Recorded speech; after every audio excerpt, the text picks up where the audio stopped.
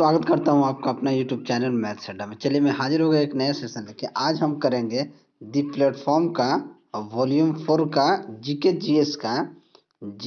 GS का set number 19 करने वाले हैं। ठीक है, अगर अभी आप 18 तक सेट नहीं देखें तो जाके देख सकते हैं। तो चलिए, अगर आप हमारे चैनल पर नए हैं तो चैनल को सब्सक्राइब कर लें और वीडियो को अंत तक देखें ताकि आपको उसका फ़ायदा मिल सके। मैं ये सेशन फास्ट रिवीजन के पर्पज़ से लाया हूँ ताकि आप सभी का फास्ट रिवीजन हो पाए।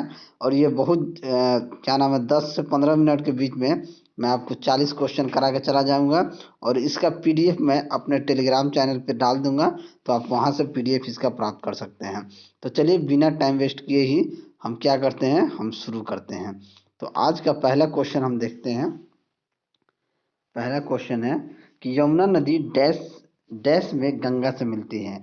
तो यमुना नदी जो है इलाहाबाद से गंगा में मिलती है, तो ऑप्शन सी हमारा सही आंसर हो जाएगा। क्वेश्चन नंबर 2 देखते हैं। बॉक्सिंग खेल का क्षेत्र कहलाता है। जो बॉक्सिंग का खेल होता है वो क्या कहलाता है, तो वो रिंग कहलाता है। तो ऑप्शन बी हमारा सही आंसर हो जाएगा। क्वेश्चन नंबर 3 देखते हैं। भारत का संविधान क्रियान्वित हुआ, यानी कि भारत का संविधान कब लागू हुआ, ये भी आप कह सकते हैं। तो ये 26 जनवरी 1950 ईस्वी को भारत का संविधान लागू हुआ है। ठीक है, तो 26 जनवरी 1950 को संविधान लागू हुआ है, इसलिए 26 जनवरी 1950 हमारा सही आंसर हो गया। क्वेश्चन नंबर 4 देखते हैं कि चेन्नई के समुद्री बंदरगाह को भीड़ को कम करने के लिए किस बंदरगाह का निर्माण किया गया है। तो ये हमें एन्नौर का निर्माण किया गया है, तो ऑप्शन ए हमारा सही आंसर हो जाएगा। क्वेश्चन नंबर 5 देखते हैं कि एम.ए. चिदम्बरम स्टेडियम स्थित है। एम.ए. चिदम्बरम स्टेडियम स्थित है कहाँ पे, तो चेन्नई में। तो ऑप्शन डी हमारा सही आंसर हो जाएगा। ये जो एम.ए. चिदम्बरम स्टेडियम चेन्नई का एक प्रसिद्ध क्रिकेट स्टेडियम है। ये चेन्नई का क्रिकेट स्टेडियम। चलिए क्वेश्चन नंबर 6 देखते हैं कि बांग्लादेश का राष्ट्रगान अमर सोनार बांग्ला की रचना किसने की थी। तो अमर सोनार बांग्ला की रचना रविंद्रनाथ टैगोर ने की है। ऑप्शन ए हमारा सही आंसर हो जाएगा। क्वेश्चन नंबर 7, राष्ट्रीय योजनाओं के क्षेत्र में आधिकारिक प्रयोग निहित है। क्या निहित है, इंग्लैंड की क्रांति, कनाडा की क्रांति या रूस की बोल्शेविक क्रांति। देखिए, राष्ट्रीय योजनाओं के क्षेत्र में रूस की क्रांति जो है ये फेमस है, तो रूस की बोल्शेविक क्रांति फेमस है। तो ऑप्शन सी हमारा सही आंसर हो जाएगा। क्वेश्चन नंबर 8 देखते हैं। दिल्ली किस प्रकार का राज्य है। तो दिल्ली राष्ट्र का राजधानी भी है और केंद्र शासित प्रदेश भी है। तो ऑप्शन ए हमारा सही आंसर हो जाएगा। क्वेश्चन नंबर 9 देखते हैं। क्वेश्चन नंबर 9 कहता है किस भारतीय राज्य में सूती वस्त्र मिलों की संख्या सबसे अधिक है। तो ये कहाँ पे है, महाराष्ट्र में है। तो ऑप्शन सी हमारा सही आंसर हो जाएगा। ठीक है, महाराष्ट्र में कपास, भारत का कपास का क्या नाम है, सूती का ये है। ठीक है, तो ऑप्शन सी हमारा सही आंसर हो जाएगा। क्वेश्चन नंबर 10 देखते हैं। शारदीय विषु किस तिथि को कहा जाता है। तो ये तिथि जो है 23 सितंबर को होती है। 21 जून को उत्तरी गोलार्ध में दिन सबसे बड़ा और रात सबसे छोटा होता है, और दक्षिणी गोलार्ध में दिन सबसे छोटा और रात सबसे बड़ा होता है। ठीक है, तो ये शारदीय विषुवत में किस तारीख को मनाया जाता है, तो 23 सितंबर को। तो ऑप्शन डी हमारा सही आंसर हो जाएगा। क्वेश्चन नंबर 11 देखते हैं। जेसी डेनियल पुरस्कार 2019 किसे दिया गया है। तो ये दिया गया है हरिहरन को। ठीक है, तो ऑप्शन डी हमारा सही आंसर हो जाएगा। क्वेश्चन नंबर 12 देखते हैं। निम्न में से कौन सा एक गैसीय ग्रह है, गैसीय ग्रह कौन सा है, तो वो हमारा बृहस्पति है। तो ऑप्शन सी हमारा सही आंसर हो जाएगा। ठीक है, चलिए थोड़ा इसको ऊपर कर लेते हैं। अब हम क्वेश्चन नंबर 13 देखते हैं। क्वेश्चन नंबर 13 कह रहा है कि पृथ्वी की सबसे बाहरी परत क्या कहलाती है। तो पृथ्वी की सबसे बाहरी परत को हम भूपर्पट्टी कहते हैं। तो ऑप्शन ए हमारा सही आंसर हो जाएगा। क्वेश्चन नंबर 14 देखते हैं कि एफसीआई समय समय पर खुले बाजार में पूर्व निर्धारित कीमतों पर गेहूं की बिक्री का कार्य कर रहा है, यह क्या कहलाता है। तो ये खुली बाजार बिक्री योजना कहलाता है। तो ऑप्शन डी हमारा सही आंसर हो जाएगा। क्वेश्चन नंबर 15 देखते हैं। भारत में कच्चे सिल्क का सबसे बड़ा उत्पादक कौन सा है। तो कच्चे सिल्क का सबसे बड़ा उत्पादक है कर्नाटक। तो ऑप्शन सी हमारा सही आंसर हो जाएगा। ठीक है, चलिए इसको थोड़ा सा और ऊपर ले लेते हैं। क्वेश्चन नंबर 16 देखते हैं। क्वेश्चन नंबर 16 कह रहा है कि किस संगठन की स्थापना की 75वीं वर्षगांठ पर भारत में 75 रुपया का सिक्का जारी किया गया है। ठीक है, तो ये खाद्य और कृषि संगठन द्वारा, तो ऑप्शन बी हमारा सही आंसर हो जाएगा। क्वेश्चन नंबर 17 देखते हैं। भारत के किस मेट्रो रेल ने हाल ही में पहली बार सौर ऊर्जा से मेट्रो चलाकर इतिहास रचा है? तो ये दिल्ली मेट्रो है। ऑप्शन ए हमारा सही आंसर हो जाएगा। क्वेश्चन नंबर 18 देखते हैं कि बौद्धिक संपदा सहयोग पर हाल ही में किस देश ने भारत के साथ समझौता किया है? तो ये डेनमार्क है। तो ऑप्शन सी हमारा सही आंसर हो जाएगा। क्वेश्चन नंबर 19 देखते हैं। 37वां आसियान शिखर सम्मेलन नवंबर 2020 कहाँ संपन्न हुआ है? तो ये संपन्न हुआ है वियतनाम में। तो ऑप्शन डी हमारा सही आंसर हो जाएगा। क्वेश्चन नंबर 20 देखते हैं कि नवंबर 2020 में गोनी नामक चक्रवाती तूफान ने से कौन सा देश सर्वाधिक प्रभावित हुआ है? तो ये फिलीपींस था। तो ऑप्शन ए हमारा सही आंसर हो जाएगा। क्वेश्चन नंबर 21 देखते हैं कि अमेरिका में आम चुनाव 2020 में किसने सर्वाधिक वोट हासिल करने का रिकॉर्ड बनाया है?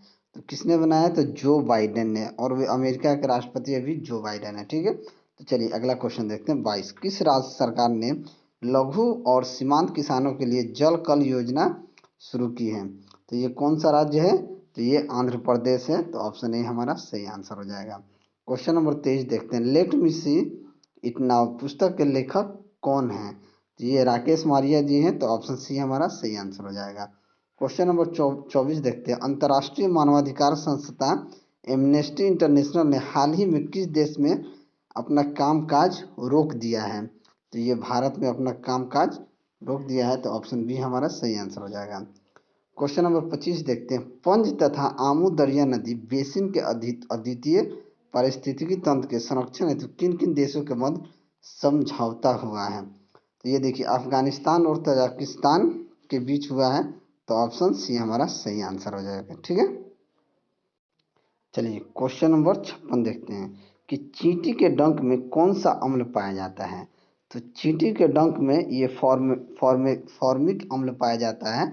तो ऑप्शन ए हमारा सही आंसर हो जाएगा। क्वेश्चन नंबर 57 देखते हैं कि वाहनों में मौजूद कौन सा उपकरण पेट्रोल या डीजल के जलने से उत्पन्न जहरीली गैसों को हानि रहित गैसों में परिवर्तित करता है? तो ये कौन करता है? तो उत्प्रेरक परिवर्तक जो है ये कन्वर्ट करता है। तो ऑप्शन सी हमारा सही आंसर हो जाएगा।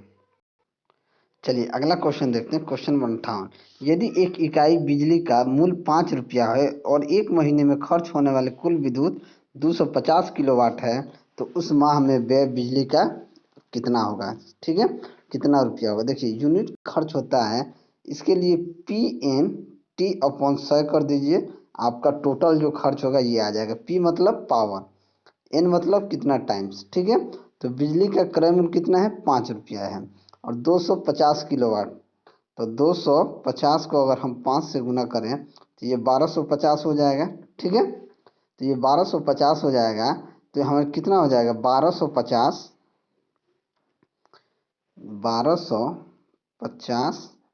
गुना ये हमारा तो कुल क्रयमूल हो गया। ठीक है, और बट्टे में 100। एक महीने का खर्च कितना होगा? एक महीने का खर्च यानी कि 30 दिन का खर्च। अब किलो वाट में है, किलो के किस्म 1 किलोवाट में कितना जूल होता है? तो 3.1 किलोवाट में 3.6 इंटू 10⁻⁶ जूल होता है। ये डायरेक्ट कभी कभी प्रश्न पूछ लिए जाते हैं। ठीक है, तो जब आप इसको काट पीट कीजिएगा तो आपके पास आंसर क्या आ जाएगा? आपके पास आंसर आ जाएगा 1250 रुपये के आसपास। ठीक है, चलिए आगे बढ़ते हैं। क्वेश्चन नंबर 59 देखते हैं कि गोलीय दर्पण द्वारा प्रकाश के परावर्तन के दौरान किस चिन्ह परिपाटी का पालन किया जाता है? तो ये नवीन कार्तीय चिन्ह परिपाटी का पालन किया जाता है। तो ऑप्शन सी हमारा सही आंसर हो जाएगा। ठीक है, क्वेश्चन नंबर 60 देखते हैं। एक ग्रह मान लें जिसका द्रव्यमान और त्रिज्या पृथ्वी के द्रव्यमान और त्रिज्या के 1/3 है। यदि पृथ्वी पर गुरुत्वाकर्षण के कारण त्वरण का मान g है, तो ग्रह पर इसका मान क्या होगा? देखिए पृथ्वी पर अगर g है, देखिए g बराबर क्या होता है? स्मॉल g बराबर होता है बड़ा Gm/r²। ठीक है, ये तो पृथ्वी पर होता है। ठीक है, अगर ग्रह पे हमसे बोल रहा है तो अगर मान लीजिए उसका g डैश बराबर Gm डैश/r r डैश² कर दें। ठीक है, तो अब देखिए पृथ्वी पर जो ग्रह है उसका 3 गुना हो जाता है। तो ये रिलेशन से ही आप इस आंसर को निकाल सकते हैं। ठीक है, तो आपका आंसर क्या आ जाएगा? g डैश बराबर 3g आ जाएगा। तो ऑप्शन आपका ए सही आंसर हो जाएगा। ठीक है, क्वेश्चन नंबर 61 देखते हैं। समूह 17 से संबंधित तत्वों को क्या कहा जाता है? तो उसको हम क्या कहते हैं, हैलोजन कहते हैं। ठीक है, तो ऑप्शन डी हमारा सही आंसर हो जाएगा। क्वेश्चन नंबर 62 देखिए, Na, MgAl, Si, Ps chlorine और एयर आधुनिक आवर्त सारणी के डैश से संबंध रखते हैं। ये किससे संबंध रखते हैं, तो ये तृतीय आवर्त से संबंध रखते हैं। तो ऑप्शन बी हमारा सही आंसर हो जाएगा। देखिए, निम्नलिखित में से कौन सा नियम कहता है कि ब्रह्मांड में स्थित प्रत्येक वस्तु प्रत्येक दूसरी वस्तु के एक बल से आकर्षित करती है जो उनके द्रव्यमानों के गुणनफल के समानुपाती है और उनके बीच की दूरी के वर्गानुपाती है। ठीक है, तो ये क्या कहता है, देखिए F बराबर G m2/r²। ठीक है, तो ये सार्वत्रिक गुणांक जो है यही कहता है कि F is directly proportional to m1 × m2, या F is inversely proportional to किसके है, r² है। ठीक है, तो ये हमारा क्या आंसर हो जाएगा, सार्वत्रिक गुरुत्वाकर्षण का नियम कहता है। ठीक है, क्वेश्चन नंबर 64 देखते हैं, निम्नलिखित में से कौन सा इकोलॉजिकल फुटप्रिंट के मापने की इकाई है। तो ये किसका इकाई है, तो ये है ग्लोबल हेक्टेयर का। तो ऑप्शन डी हमारा सही आंसर हो जाएगा।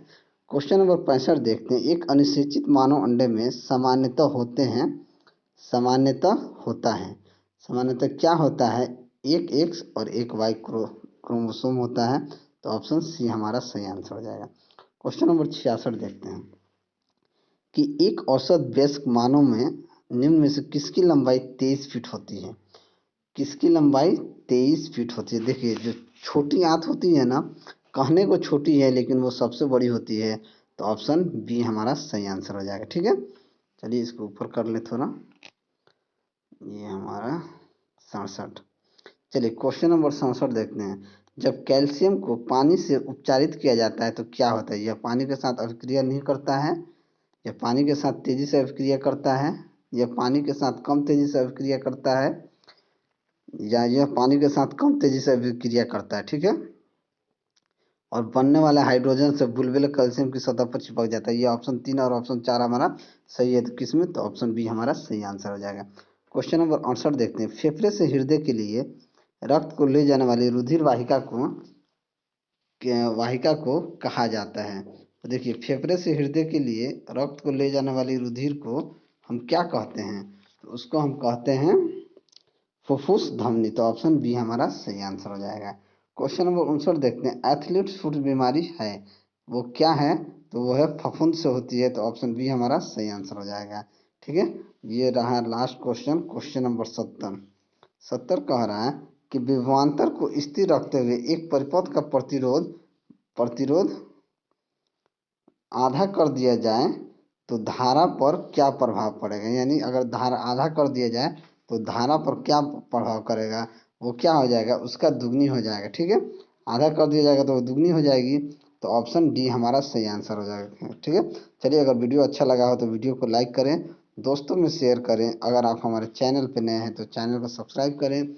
अगर कोई सुझाव हो तो हमें कमेंट बॉक्स में ज़रूर मैसेज करें। ठीक है, तो चलिए मिलते हैं अगले वीडियो में, तब तक के लिए जय।